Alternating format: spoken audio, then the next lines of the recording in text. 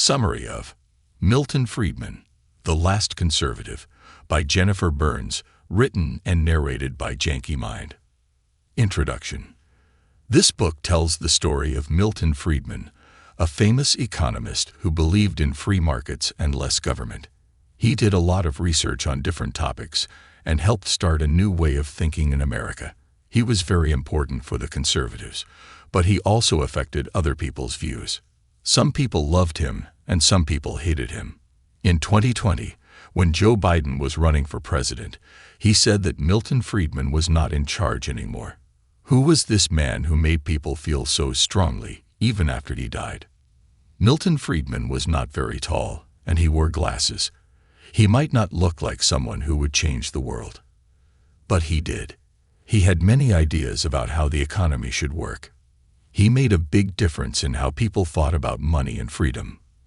This summary will show you how Milton Friedman became who he was. We will learn about his life and what influenced him. Then we will see what he did and how he affected the world. Lesson 1: Early life. Milton Friedman was a boy from a small town in New Jersey. He became a very important economist in the 1900s. How did he do that? Milton was very smart in school. He liked many subjects, but he liked economics the most. Economics is the study of money and how people use it. Milton's parents came from Hungary. They were Jewish and poor. They had a small shop in Rahway, where Milton grew up with his 3 sisters. Milton's parents were kind and supportive. But when Milton was in high school, his father died. Milton was very sad, but he did not give up. He went to college at Rutgers and wanted to be an actuary. An actuary is someone who calculates risks and insurance. In college, Milton took a class on economics. He liked it a lot. 2 of his teachers, Arthur Burns and Homer Jones, encouraged him to study more economics. They told him to go to Chicago for his master's degree. Milton became friends with Burns and Jones. They talked a lot about economics. This was during the Great Depression, a time when many people were poor and jobless. They wanted to understand why this was happening and how to fix it. Milton went to Chicago in 1932. He did not know what he wanted to do exactly. He met Rose Director, another student of economics. She had a brother who was a teacher at Chicago. Rose was also not sure about her future. Milton and Rose had some tough teachers like Jacob Viner and Frank Knight. They asked hard questions about the economy and how it works. They taught Milton and Rose about price theory. Price theory is a way of using math to explain how markets work. Milton and Rose did very well in their classes. They became close friends. They also liked each other romantically. Milton got a scholarship to go to Columbia for his FD. He left Chicago and went to New York. There, he started to develop his own ideas about economics. He wanted to find out the best ways to deal with economic problems.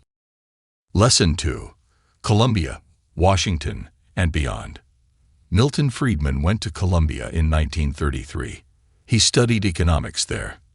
But Columbia was very different from Chicago. Columbia liked big government and detailed plans. Chicago liked free markets and less interference. Milton was still working on his FD.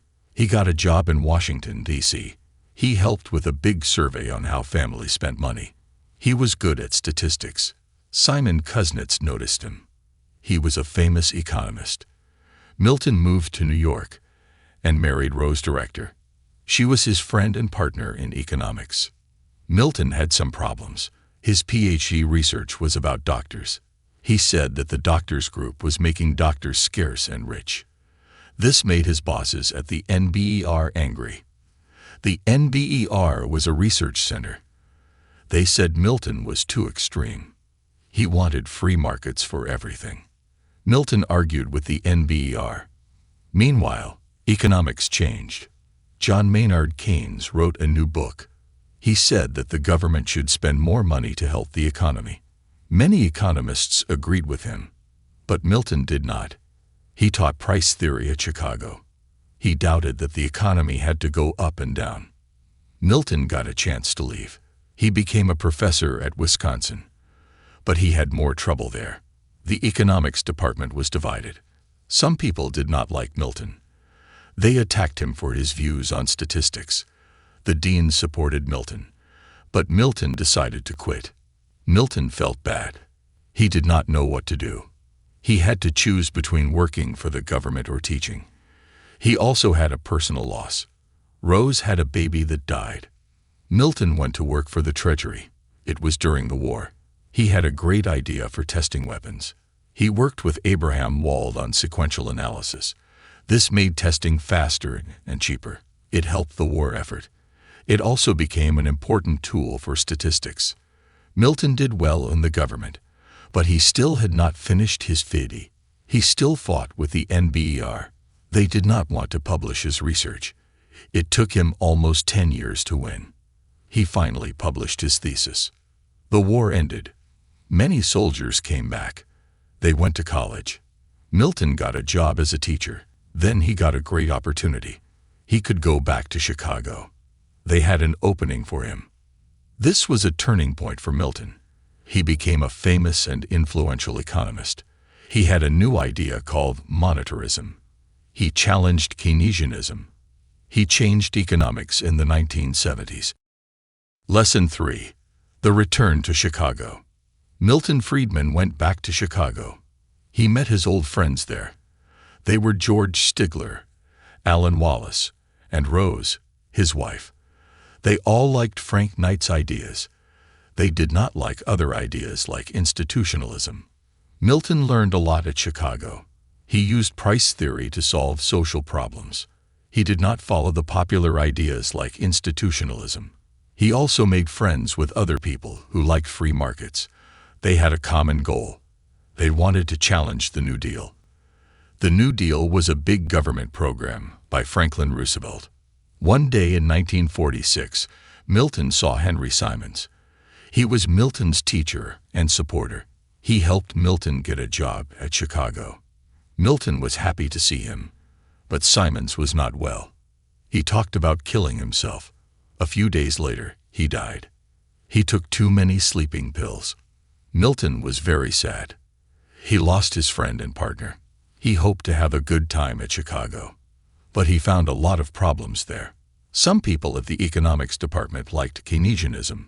Keynesianism was a new idea that said the government should spend more money to help the economy. They'd worked for the Cowles Commission. They did not agree with Milton. Milton fought with the Cowles economists. He made friends with other people at the university. He won the fight. The Cowles economists left for Yale. Milton started two new movements. They questioned the idea of market failure. Market failure is when the market does not work well. The first movement was law and economics. It was led by Aaron Director, Milton's brother-in-law. He used price theory to criticize the laws that stopped big companies from controlling the market. The second movement was by George Stigler, Milton's friend. He used Chicago analysis to show how the government could fail too. He said that the government could be controlled by special interests. Milton had his own idea of liberalism. He wanted the government to do some things, but not too much. He wanted people to have more freedom and choice. He had some new policy ideas. He suggested giving money to poor people and parents who wanted to send their kids to different schools. He also cared about values. He thought freedom was more important than equality. He was different from the people on the right and the left. He still wanted to make society better. By the late 1950s, Milton and his friends had created a new Chicago school. It was different from the Keynesian school. It was about free markets, law, and politics. This was the foundation of Milton's legacy. He changed economics and the world. We will learn more about that in the next section. Lesson 4. Friedman's Legacy. Milton Friedman was a very important economist. He challenged the old ideas of Keynesianism. He had new ideas and policies. Many people did not believe him at first, but later they saw that he was right. Milton's work on money was his best work. He wrote a book with Anna Schwartz in 1963. They studied the history of money in the U.S. They said that the Great Depression was very bad because the Federal Reserve made bad decisions. They did not agree with Keynesianism. Keynesianism said that the problem was with private investment. The Federal Reserve later said that Milton was right. Milton did a lot of research on money and spending. He had a famous saying, "Inflation is always and everywhere a monetary phenomenon." This means that inflation happens when there is too much money. Many people argued with him for a long time, but his idea was very strong. It is still used by the central banks today. Milton became very influential in the late 1970s and early 1980s. Keynesianism did not work well. There was a lot of inflation. Paul Volcker was the head of the Federal Reserve. He followed Milton's advice. He controlled the money supply instead of the interest rates. This was hard, but it worked. It stopped the inflation. In politics, Milton's ideas matched with President Reagan's ideas. Milton helped Reagan with his policies on taxes, regulation, and education. Milton was also very popular outside of academia. He liked free markets and libertarianism. He made a TV show and a book called Free to Choose in 1980.